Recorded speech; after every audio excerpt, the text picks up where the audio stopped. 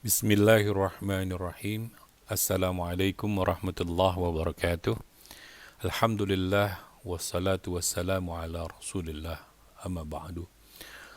Alhamdulillah hari ini kita bisa berjumpa kembali untuk pembahasan masih berkisar tentang bab adab. Hari ini kita akan belajar tentang adab di dalam majlis. Masih di dalam kitab Bulughul Maram, bab adab, hadis 1470. Cetakan Darul Fikr.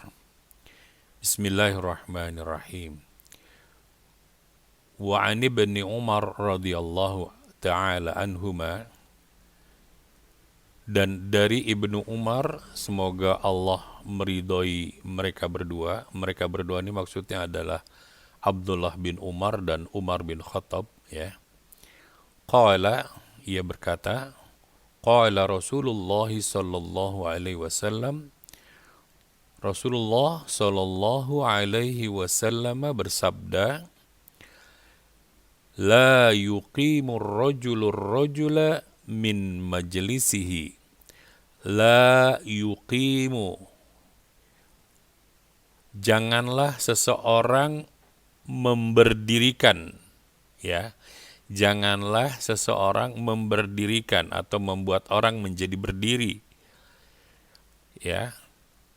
Mim majlisihi, dari tempat posisi duduknya.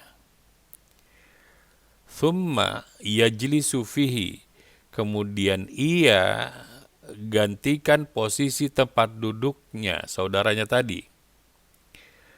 Walakin, tetapi, tafassahu, maka melapangkanlah, watawassa'u, dan merenggangkanlah. Muttafaqun alaih. Ya, hadis ini tentang adab di dalam majlis. Al-Hafidz Ibnu Hajar berkata, hadis ini diriwayatkan oleh Imam Bukhari dan Imam Muslim. Muttafaqun alaih. Muttafaqun alaih itu artinya disepakati oleh Bukhari dan Muslim. Hadis ini kembali menjelaskan kepada kita tentang agungnya Islam. Bahwasannya Islam mengajarkan berbagai macam adab, sampai ke adab terhadap perkara-perkara yang dianggap sepele seperti ini. Ini adab bermajlis yang ternyata diatur juga dalam Islam, ya. Dalam hadis ini ada dua adab. Yang pertama, adab yang berkaitan dengan orang yang terlambat di majelis, ya.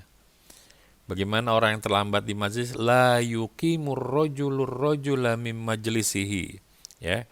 Berdasarkan hadis ini dapat diambil pelajaran bahwa orang yang datang terlambat hadir di suatu majelis hendaknya duduk di tempat yang ia tempati, yang masih kosong.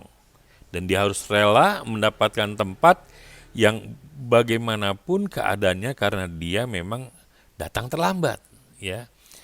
Ya, jika seorang datang terlambat, maka tempat duduk yang ia peroleh itulah yang harus ia terima. Tidak boleh baginya memaksa untuk menggeser atau melewati atau melangkahi saudaranya, ya. Jadi sikap ini terlihat angkuh, egois, ya. Padahal Islam mengajarkan kita sikap tawadu, saling menghormati antara sesama yang lain. Jadi kalau kita datang terlambat dalam sebuah majelis, tempatilah tempat yang dimana ada tempat yang buat kita. Jangan menggeser orang untuk kita duduk di tempatnya.